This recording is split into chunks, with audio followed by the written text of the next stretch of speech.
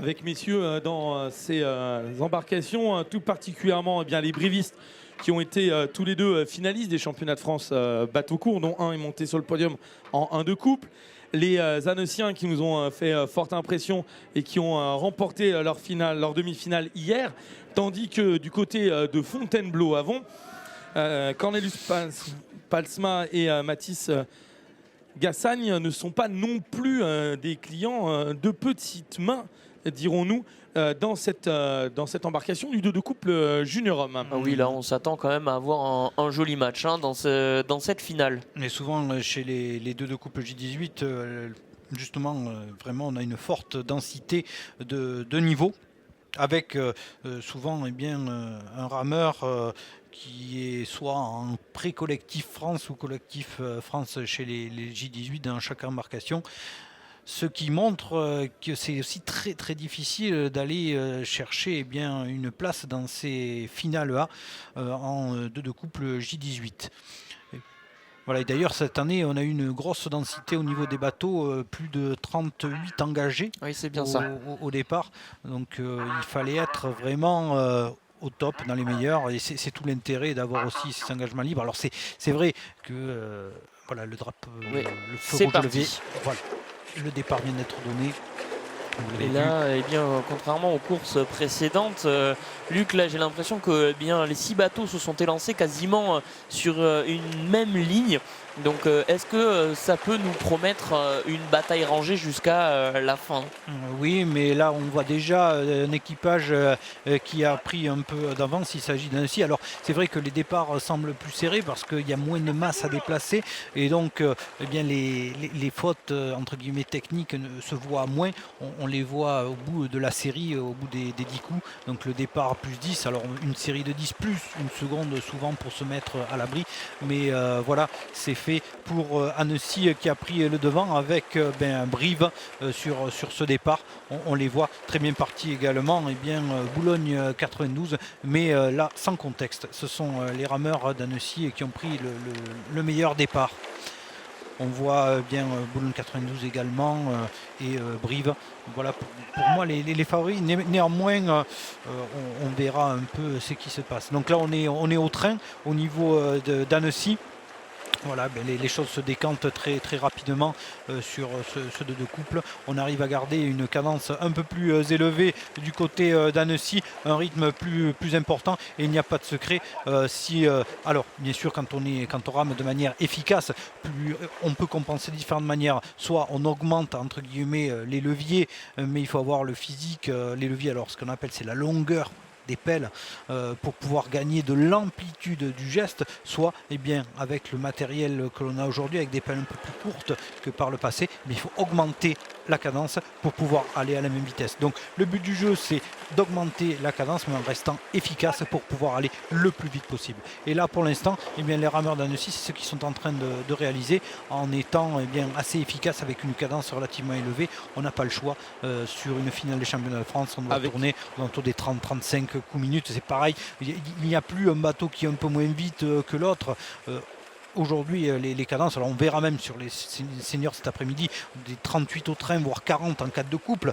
Tout dépendra de la pression qui sera mise, bien sûr, mais voilà, là une cadence un peu moins élevée. En parlant de ce que l'on voit là, à l'antenne, Luc, donc c'est l'équipage de Boulogne 92. J'ai l'impression que ce sont eux même là qui viennent de peut-être se positionner en pole position. Là, à l'image, Boulogne 92 qui fait un effort, qui vient de passer devant le CN Annecy, devant Brive. Donc cet équipage qu'on attendait peut-être un petit peu moins. On a cité que ce soit avec Sébastien ou toi, Fontainebleau, Brive, Annecy. Mais c'est vrai que Boulogne, nous n'en avions pas parlé. Et les voilà maintenant qui sont peut-être en train de créer la surprise dans cette grande finale du 2-2 couple J18. Tout à fait, ils ont pris le train efficace, et d'ailleurs là c'est Annecy qui semble maintenant marquer le pas. On les avait à l'image, on a oublié les autres, voilà, c'est ce qui se passe. Boulogne qui a pris l'avantage avec semble-t-il un train plus efficace, une cadence un peu moins importante. bien sûr, on est quand même à des cadences relativement élevées, mais beaucoup plus efficaces et qui prennent l'avantage. Messieurs, le retour semble-t-il de Brive et de Fontainebleau dans le groupe, un groupe de 4 là maintenant dessiné avec Annecy là, qui est en train malheureusement de louper le coche et de se situer en 3e place avec toujours Boulogne en tête, 2e pour Brive, 3e la bagarre entre Annecy et Fontainebleau avant. Oui, tout à fait Sébastien, on a ce profil de course là qui est en train de changer. Donc Boulogne qui avait pris la maîtrise du débat, mais le retour de Brive maintenant qui a passé Annecy et qui repart à l'attaque sur Boulogne. S'ensuit Fontainebleau avant qui profite aussi là un petit peu dans le sillage des brivistes pour remonter. Je pense que là, on a vu 2 profils de course déjà, on n'a même pas passé, on vient de passer la mi-parcours.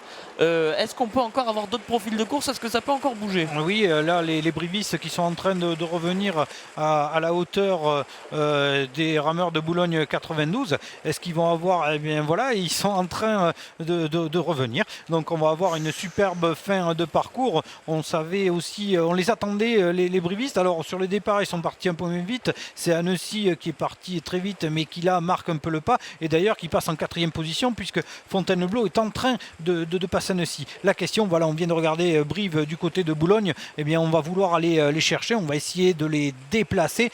Les rameurs de Boulogne 92, on sent les visages qui commencent à se marquer un peu.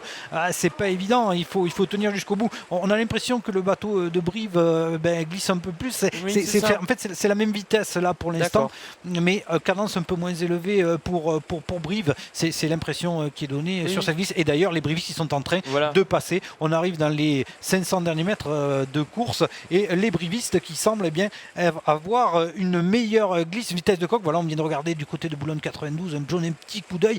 Et là, ça commence on est dans le dur. Et oui, là, Luc, on a l'impression que, on commence vraiment à payer un lourd tribut de tous les efforts qu'on a donnés pour Boulogne 92 pour remonter sur cette tête de course en première partie de parcours. Derrière, c'est Brive qui est lancé à pleine vitesse pour venir tenter de prendre ce titre en 2 de couple J18 hommes. Mais derrière, pour la 3e position, c'est Fontainebleau qui fait l'effort pour repasser devant le CNNC. Attention tout de même au couloir 6 à Villefranche qui est en train de remonter aussi de son côté. Donc je pense que ça va se jouer dans les 250 derniers mètres de parcours et que ça s'annonce bien tendu pour ce final, cette grande finale du 2 de couple junior homme. Et oui, on a aperçu les rameurs qui sont observés, ils ont jeté un petit coup d'œil l'un à la suite de l'autre pour placer une série et Brive qui a réussi à placer une demi-longueur d'avance sur Boulogne 92, mais ça a été assez fantastique, ce petit coup d'œil et puis la série qui a suivi derrière. Oui, alors la Brive qui gère et qui maintenant se positionne bien en tête. La 2e position pour l'avantage Boulogne 92, la 3e Fontainebleau Avon, 4 le CN Annecy, 5 Villefranche. On retrouve ensuite en 6e position l'équipage du CN Belbeuf en retrait.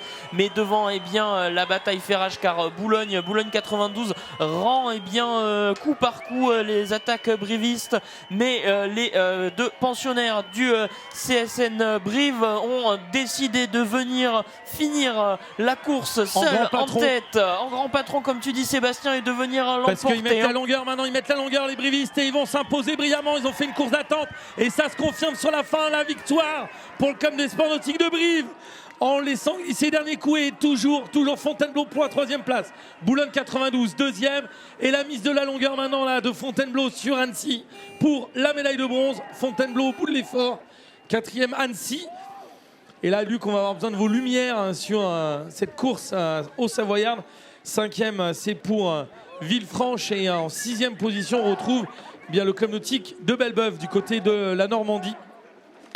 Oui, les brivistes qui ont fait un super parcours d'attente, ils se connaissent aussi, ils connaissent leurs valeurs. Annecy est parti très fort, mais peut-être un peu trop, et c'est au train que d'abord Boulogne est revenu et ensuite les brivistes qui étaient toujours dans le coup. C'était important de rester au contact, ils le sont restés, et pour sur la dernière partie de parcours réussir au train non seulement à reprendre une petite longueur d'avance sur Boulogne et puis enfin sur l'enlevage et réussir à décaler encore un peu plus le bateau de Boulogne. Et on l'a vu bien les petits regards vraiment à droite et à gauche pour chaque embarcation qui se sont rendus les accélérations, mais une accélération qui a été plus efficace, une série plus efficace du côté de Brive qui leur a permis à chaque fois qu'ils en ont mis une, eh bien de décaler l'équipage de Boulogne 92. Un travail au train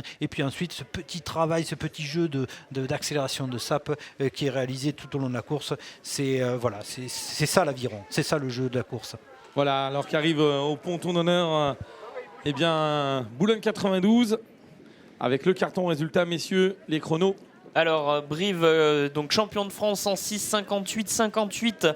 Boulogne 92, médaille d'argent en 7,04-23. Et Fontainebleau Avon, médaille de bronze en 7,10-21.